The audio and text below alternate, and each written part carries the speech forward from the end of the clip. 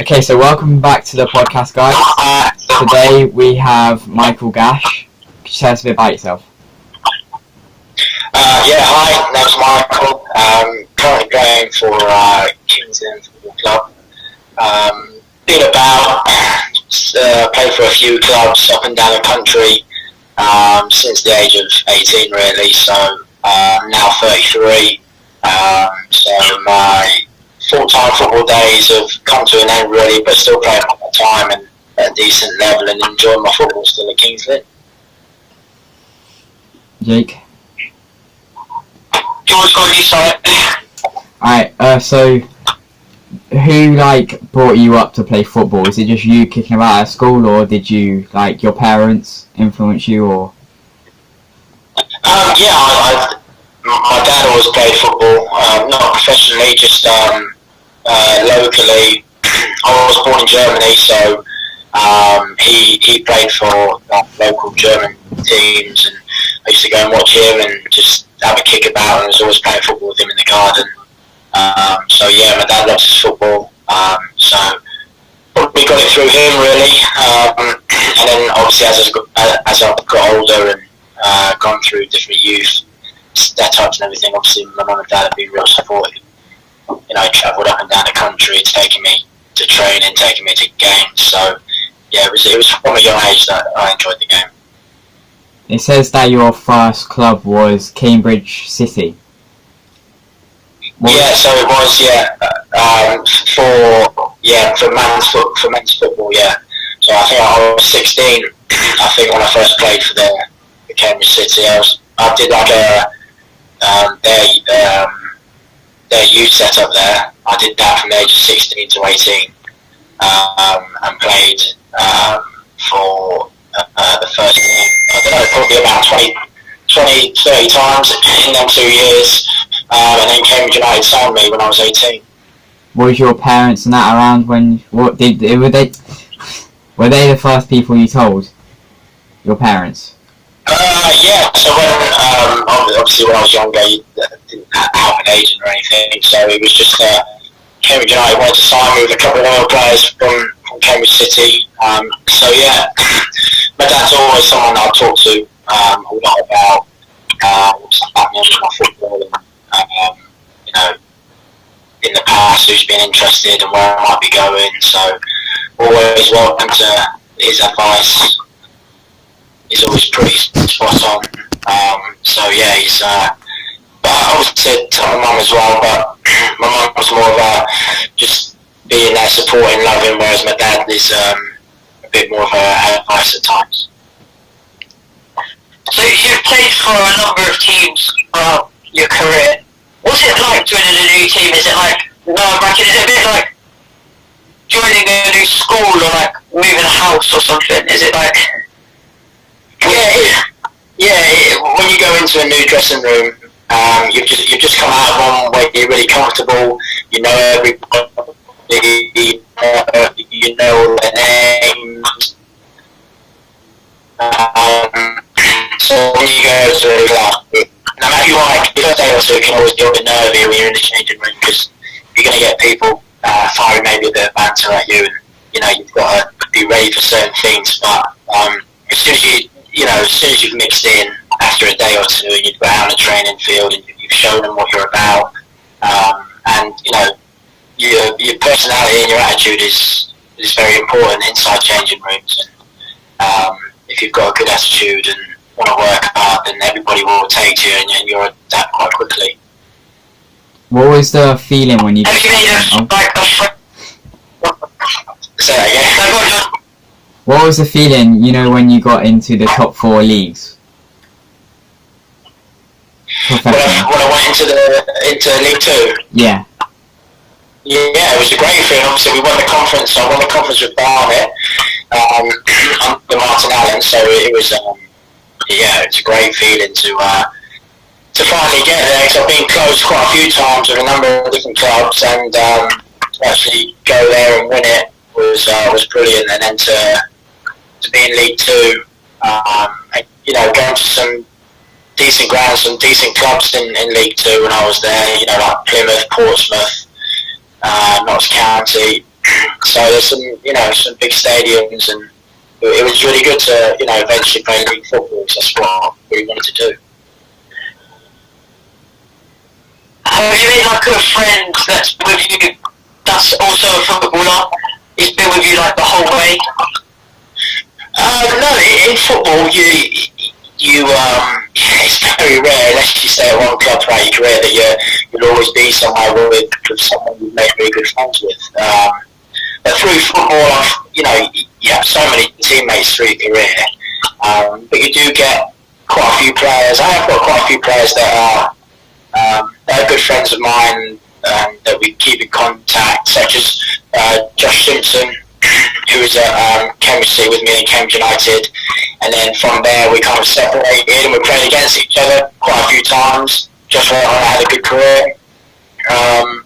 Who else? Neil Barrett at Ebbsfleet in York, I was there with him.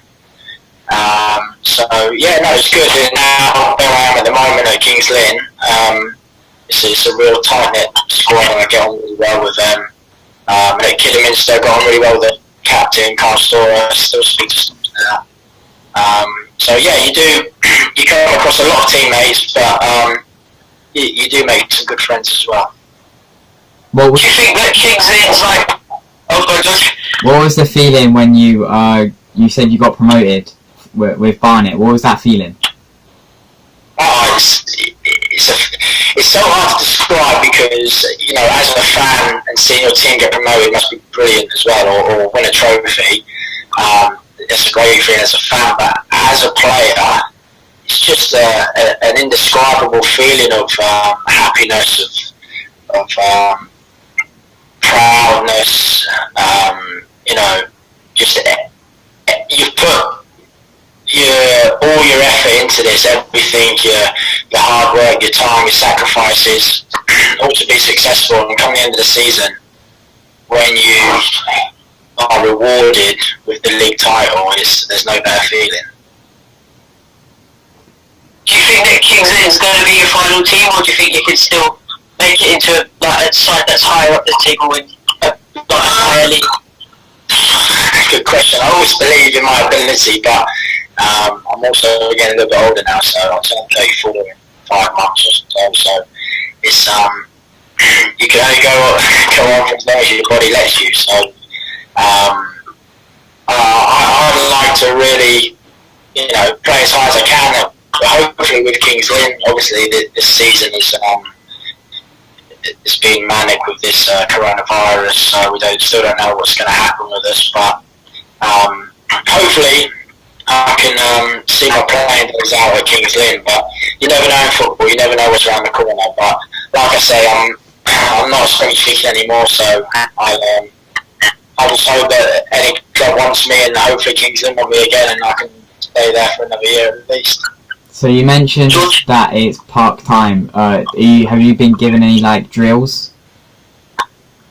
No, it's just been kind of a case of the manager trusts us to keep fit. We weren't too sure what was going to happen with the season, whether it was going to come back on. But obviously, we found out last week that the season is definitely over now. Now we're just waiting to hear whether there is promotions or relegations. So I think the boys probably may have just dropped down on levels of work, runs and everything, fitness at home. But they'll still be taken over just in case that there is some kind of change. I can't really see it. But everyone would have been keeping fit, but now the season's been, we've been told it's definitely over. We'll probably just have a little break and then obviously get ready for whenever the new season does start. Go on, Jake. Oh, I'm like, God, George, go and save me. So do you believe this is a holiday, you could say, or are you treating it like a pre-season, or? I don't know. It's one enough to say. Everyone would have been keeping fit, but now the season's definitely ended. It's only going to be a new season whenever that new season starts. So I think the boys will probably just maybe have a few weeks to themselves. Obviously, no one can go on holiday or do anything at the moment, so it's I would have thought the boys would just be, it's just, you know, habit of keeping fit anyway, so they'll probably still be doing that. But like you say, I don't think anyone's really enjoying it at the moment, so I can't see it as a holiday. Jay, go ahead. So your career's been going on for multiple years, but what's your favourite memory from your career? Was it getting promoted before it, or? Do you know what? There are there's a few there. There really is. Because with football, you don't get lots and lots of highs, and there are lows as well. So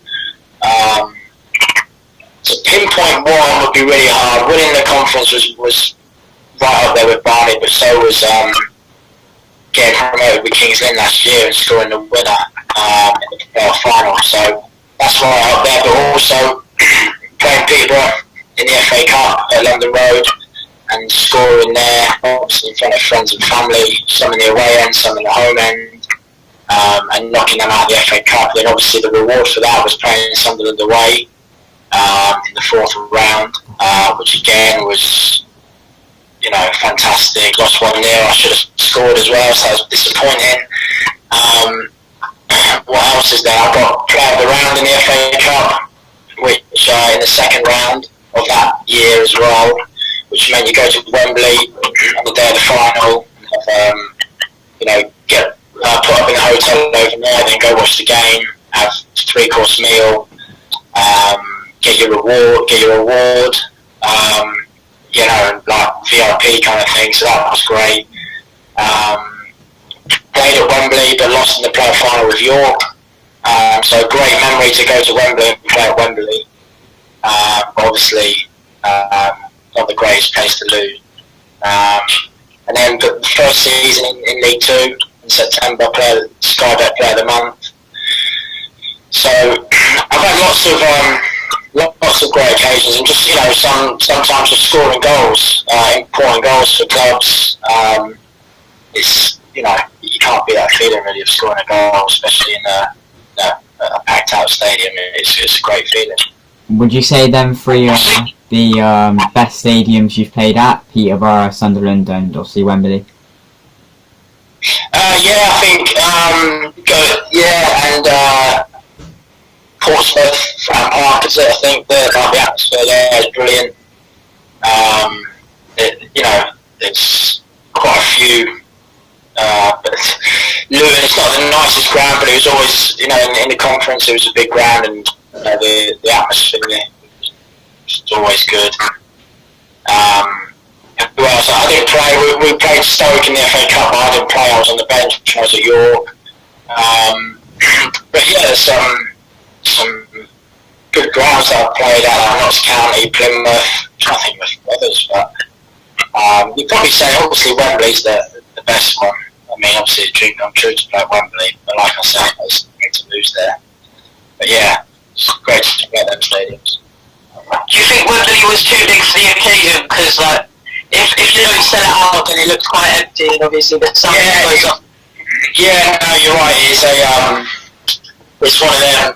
We played Oxford, and they filled half the ground, but York didn't fill the other half. So I think they had about 12,000 in York. So yeah, you know, you could see that it was like half full kind of thing. I think there was just under 50,000 there still, which is obviously great. But I think if you ask any player, the final's going to be at Wembley, I don't think any of them will turn their nose up at it. But like you say, I know what you're saying, but with me, there was 50,000 people there anyway, so it was still a good atmosphere. You said you grew up in Germany. Was there any chance in your career you would have gone back to Germany if you got offered a contract somewhere, like in the Bundesliga? Well, yeah, you wouldn't turn that. I wouldn't turn that out. Obviously, every player wants to play at the top level. Obviously, that's the top level in that country. But yeah, when I was growing up, the setup there just for the local teams was, you know, something up. I can still remember it now. When I was 6, 7, the team I played for was a little club called Vita, and they had like 7 or 8 pitches and like an indoor 7-a-side kind of thing with like a stand in there as well, where they held like tournaments and everything. So it was great to get that experience. Obviously, not really knowing any different when I was younger, but looking back on it, it was great and great facilities. Would you say German football is better than English football?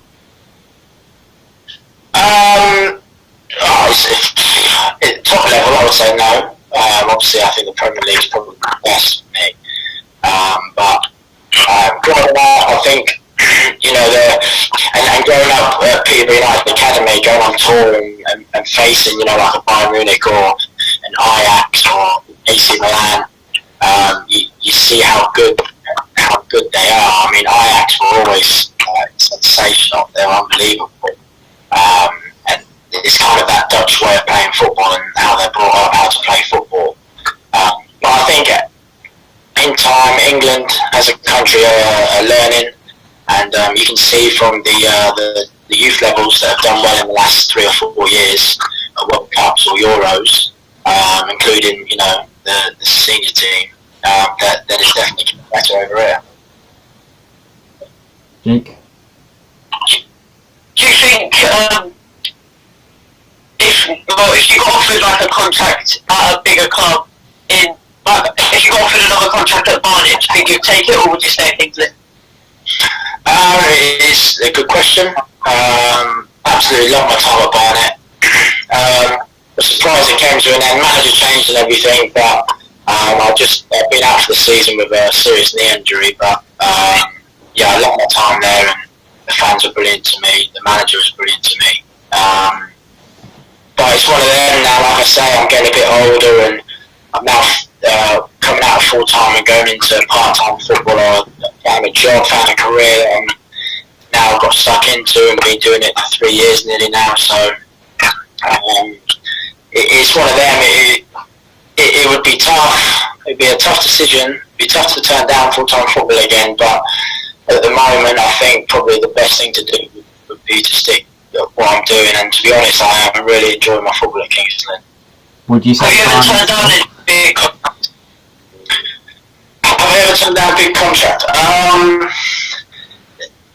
Not necessarily turned down a contract, but there's throughout my career there's been teams that are interested, and you have phone calls and bids made for you. And there's been times where maybe looking back at it, I should have maybe gone somewhere else or thought about it more, but I didn't really have the right people around me, as in I had an agent then, and he wasn't really the best agent for me, and I think if I had someone that really wanted to look after me properly, then maybe could have just bided my time a little bit more, with a bit more patient, and maybe gone somewhere else that was maybe a little bit bigger club and a little bit higher up. But at the time, it's hard when you're 21, 22, and you've got someone who you think is looking after you and looking after your best interests. But when you get older, you get a bit more knowledgeable, and you get a different agent, and you see the difference in what they're like. So yeah, I've had, like you say, I've had some offers, and I've had teams bid for me, but I don't think it wasn't a case of turning down big contracts or anything like that. Would you say that was a regret? Yeah, that's one of my regrets in football. Is if I knew what I know now, I would have done things like a lot different. Just in that scenario of moving to one club when there was 5 or 6 that were interested, I kind of, looking at it now, probably got pushed to go to that club when I could have probably gone to 2 or 3 others that were higher up if I had just, kind of worked it out or seen what the best way to do for me to go there was. But like I say, people around me probably weren't thinking about me, thinking about themselves, and and money side of things. So it was still, it wasn't a bad move for me, but it was yeah, something that didn't work out really in the end. If you could go back in your career, would you like change your agent? Would you change the way you played? Would you try and make more appearances? Would you try and put away more goals? You know what? I think it's a difficult question really, because I remember my dad saying to me probably a couple of years ago, or maybe when I came out of full-time football, I can remember him saying to me, obviously you want to be a professional footballer, you want to keep being a professional footballer, but sometimes in life you don't get what you want. So he said, if you actually look back at your career and see what you've done, and you think of all the young boys out there that want to be a professional footballer, and everybody wants to play in the Premier League and play for England, but that's not going to happen. But being a professional footballer, no matter what level it is, you know, you've dream, and I look back and I'm proud of what I've achieved. I think, there could have been times where, if I knew what I knew now, I think, what can you do? That's hindsight, and you know that's life, and that happens with not just football or footballers. That happens in all kinds of life. You look back and think, if I'd done that different, maybe I could be here, or I could have achieved this. But I just look back, and you know, I'm pleased and happy with what I've done, and I'll just keep going, hopefully, until my legs tell me different. Going back to Barnet, would you say that's the best club / welcoming? You know, every club that I've signed for, they've always been welcoming. Whether it's, you know, obviously the manager wants you, so he's always welcoming his staff or the chairman, everybody around the club. Every club I've been to is nothing like that. And then once you get to know the players, it's brilliant. They all welcome you. But the fans, most places I've played at, the fans have been fantastic to me. And when I go back to certain clubs, they sing my name. So this season we played Kidderminster. Went back to Kidderminster at Agba, and before the game they're singing my name, and then we beat them. And at the end of the game, I'm walking off and they're singing my name, and that's a great feeling when your own fans are singing your name. That's a brilliant feeling. But when you've just beaten one of your old teams, but their fans are singing your name still, you know, that tells me that when I was there, I did something right, and they enjoyed watching me play, which is, a sense of pride in me. That was. Would you say fans are? Has there ever been a team that? Go on, Jake. Go on, George. Would you say that fans not put you off, but like, you know, distract you in a way? When you're younger, maybe, but you do get used to it. Obviously, they don't really distract you if they're supporting you or singing your name or singing for that team. But as everybody knows, footballers from the side of the pitch get abused. But you just have to ignore it. It's a daily occurrence for footballers, you know, and sometimes things are said that you want to react to, but you've got to understand where you are, and you've just got to kind of bite your tongue and go on with it. You know, the best thing to do is try and help your team win, and then maybe if you're over there, just give them a little wink or a smile. If you're winning, or if you've scored a goal, you might go over there and celebrate. So that's the best way to deal with it. But like I say, you can't really let it distract you. You've got a job to do, and you've got to focus on that. And I've had plenty of stick in my time, but I haven't really rise to it and just got it, really. Jake? When you score goals, would you rather be scoring goals at home or away? Because when you're away, it's sort of like you silence the whole ground, and then in the corner, it's just like a group of fans. Yeah, you know, it doesn't really bother me. love scoring goals. It's a great feeling to score a goal, and whether you're 300 miles away from your club and you've got 25 fans, that's it. It's still a great feeling, and it's great for them to have that feeling of scoring and maybe winning a game because they've travelled so far. So it's always a great feeling scoring a goal. So I wouldn't be bothered whether it's home or away, but obviously at home you're going to have more fans of your fans anyway. But to score a goal in any stadium, especially if it's packed, it's a great feeling. And like I say, if some fans have been giving you stick, you can maybe wheel off towards them and just, give them a little smile. Would you say when you step out on the pitch, you like pretty much in your element, you don't mind about the fans and that, you just mind scoring the goals? Yeah, once you really don't focus on anything else except for your job and what you need to do to help your team. Once you're on that pitch,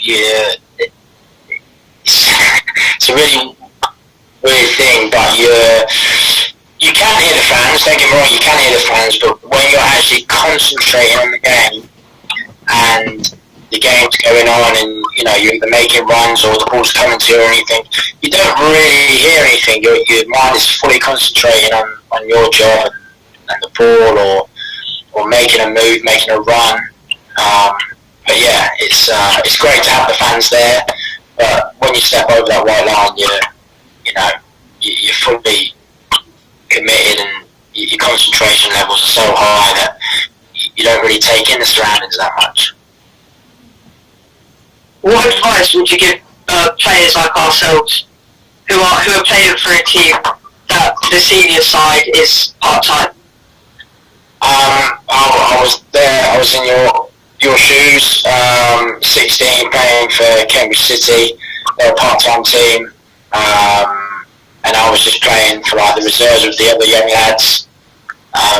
And then all I would say is, like I've said before, is train hard, work hard, listen and learn. When you're giving advice or someone's trying to teach you something, take it on board, because everybody has different views of football and different knowledge, and you just want to be a sponge and you want to take it all in. Don't try and complicate things too much. Always try and do the simple things first and make sure you do the simple things well. But yeah, work hard, have a good attitude. Even when things are going to go wrong or things aren't going to go your way, you need to stick with it. You need to keep working hard. And I would say practice, practice, practice. Whatever it is, what you're good at, what you're bad at, practice. If you get the opportunity and you've got the facilities or whatever you need to do, practice. Work hard, good attitude, practice. Would you say when you were in your prime, would you say it was more of a job or like for fun? Because obviously, yeah, it was a job, but did you class it as a job? Do you know what? I've never really classed it as a job, because it is different, because it's what I wanted to do since the age of, however I can remember.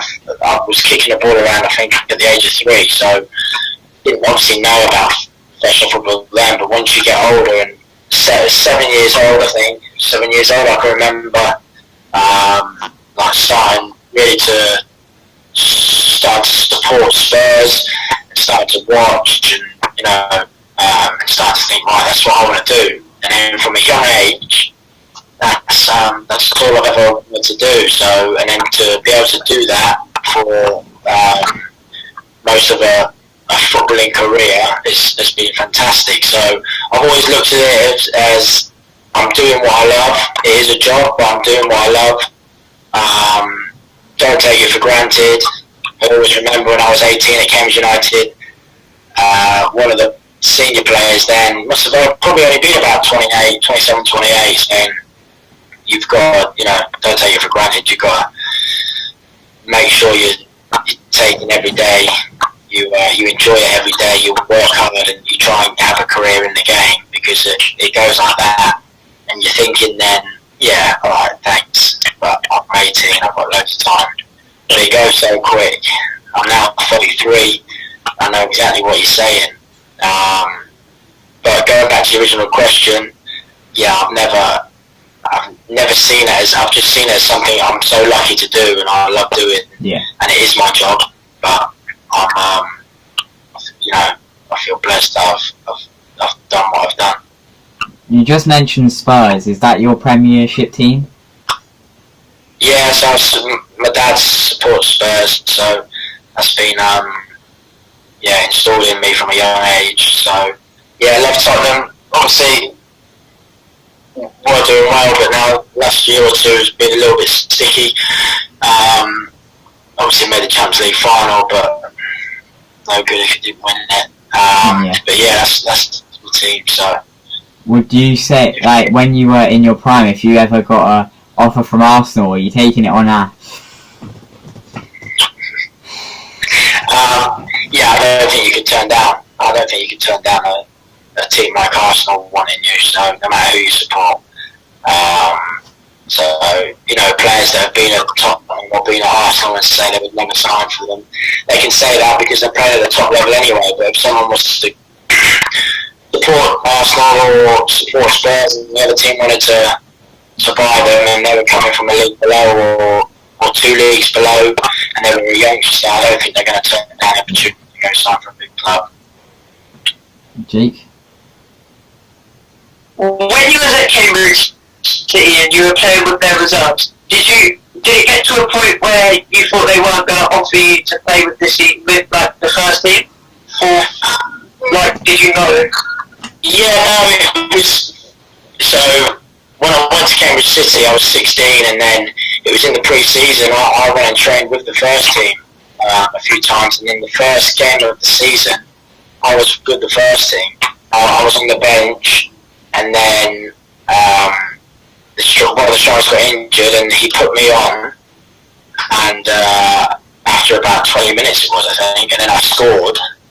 And we won the game as well, so it was a great start for me out of the blue. All of it just going down, thinking I was just going to be travelling really, maybe not even on the bench, and then to end up scoring a goal and winning the game, it was a great feeling for me. So I was never kind of in the reserves thinking, am I going to get a chance? It was the youth setup was. The youth setup was the reserve league, if you get me. So it was men's football. The reserve league was in the men's. It was the Regions Prem we were in. I don't know if that's still around now, but so it was a man's league. So 16, 17-year-olds we were playing in the men's league. But yeah, I got the opportunity to play for the first team straight away, and then I was kind of like in and out. But yeah, it was good. But other players weren't, but they would obviously train hard and try and do well in the reserves, and then if you're doing well, you might get brought up to the first team. Did you ever think you wouldn't make it? Yeah, I think there's times. When I was 16 at Cambridge United, I didn't get my scholarship. You're thinking, is that it? You still believe, I still believed in my own ability. Still had that, that desire inside me that I want to go and play football, but it wasn't a full-time team like Cambridge City, but I went there, worked hard, did everything I could do, and then, before you know it, the opportunity arises again, like Cambridge United want me back, and I'm signing a pro contract at 18, so things can change so quickly in football, and if you've got the right attitude and you're always working hard, you never know what's around the corner. Would you say football's mainly about the attitude? You have to have a good attitude. You have to want to work hard. You have to want to train hard. You have to want to learn, want to listen. Otherwise, you'll get nowhere. Like I say, there's hundreds and hundreds of managers out there that all have different philosophies and different ways of working. When you go to different teams, if you don't take that on board or adapt to that, you're not going to be playing for that manager. But also, it's new knowledge for you. It's learning for you.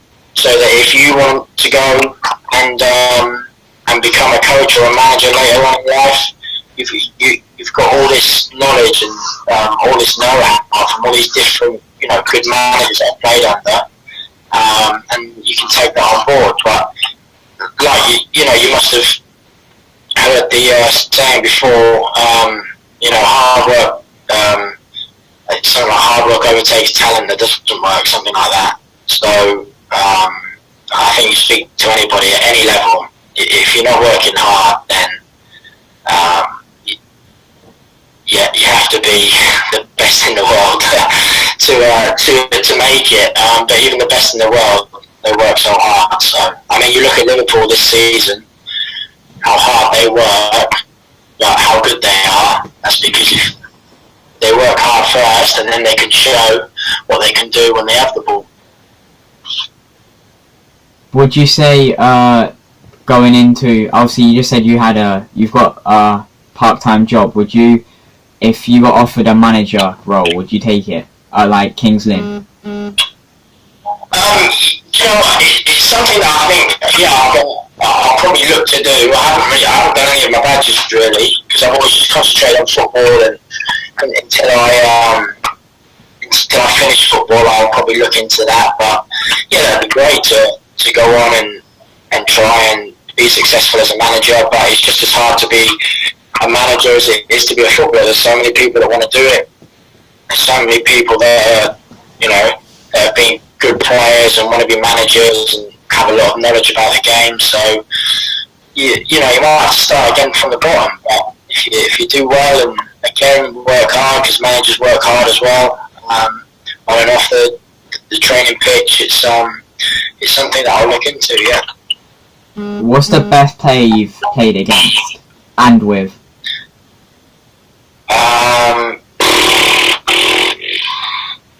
Played against. Good question. Best player I've played against. I'll probably have to say there's a few. Steve Morrison, Jamie Vardy, Lee Tomlin, all good players I've played against. And then played with. There's a few. Joe Lolly, very good player. And then when I was at Cambridge, he was there, a bit older than me. Rob Wollaston. He's the best player I've ever played with. I didn't play many games with him, but I was 18, he must have been maybe mid-20s. But when you see him train and you see him play, and you're just like, wow, that's what you've got to be at if you want to be just at this level. And I think he played for Chelsea in the Prem, maybe 1 or 2 games. But his talent was like second to none. He was unbelievable. Jake? I'm all done, mate. I'm all done as well.